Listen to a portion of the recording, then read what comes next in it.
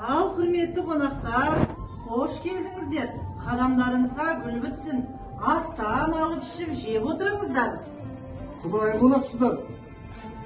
Әңгіме болсын, қайдан келдіңіздер, айтып отырыңыздар. Мынау Өскемен шаһарында тәуелсіздіктің 30 жылдығына орай үлкен іс-шара, мереке ұйымдастырылып жатыр деп естідім. Сонау Қазақстанның түкпір-түкпірінен келіп отырған жайымыз бар. Тамаша болған екен. Бұл атаулы жыл ғой. Биыл тәуелсіздігіміздің 30 жылдық торқалы тойы құтты болсын, халқымызға жұғысты болсын. Уақыт деген қандай жылдам десеңізші. Кеше ғана тәй-тәй басқан кіп-кішкентай ел едік. Биыл өсіп, өркендеп жатырмыз. Шүкір дейік осы күнге. Шүкір, тәуба. Дұрыс айтасыздар.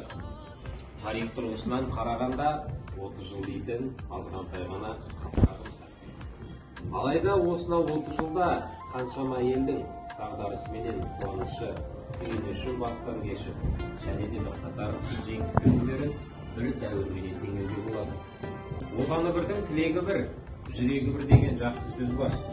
Ендеше осынау Қазақстан атты еліміз жасай беріп, тәуелсіздігіміз ұзағынан болғай.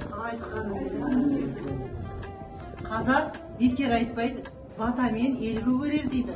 Ақсақал, осынау торқалы тойға бір еліңізге арнап батаңызды берсеңіз. Елі Ер десеңіз міне бата, қолдасын қыдырата, қыдырымыз қияласын, періштеміз ұяласын, бас берсін, бақ берсін, өмірлеріміз ақ жас берсін, тәуелсіздігіміз құтты болсын, тұғырлы болсын, жеңісті болсын.